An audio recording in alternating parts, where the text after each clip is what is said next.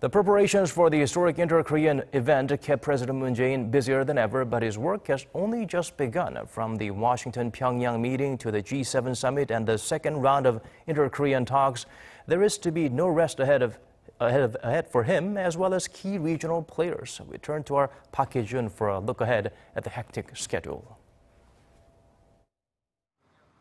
Friday's Inter-Korean Summit was only the beginning of the diplomatic process of securing peace on the Korean Peninsula.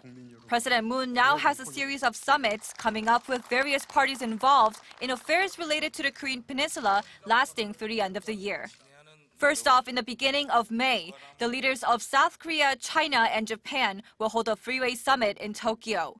President Moon is expected to share the results of the inter-Korean talks and ask for the two nations' support in efforts for peace. That will be followed by a meeting between South Korea and the United States, mostly to discuss ways to ensure the success of President Trump's summit with Kim Jong-un.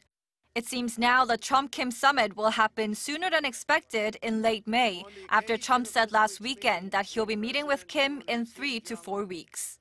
Chinese media have also been reporting that President Xi Jinping will visit Pyongyang after the Trump-Kim talks, but it's still unclear whether that will really happen.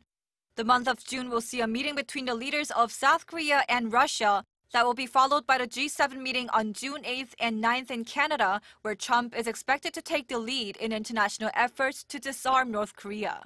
President Moon is also pushing for multilateral talks sometime in June with the two Koreas, the U.S., and possibly China to ensure the success of the North Korea-U.S. summit. Then after the annual UN General Assembly meets in September, there will be a second inter-Korean summit. The two Koreas agreed last week that President Moon would visit Pyongyang sometime this fall.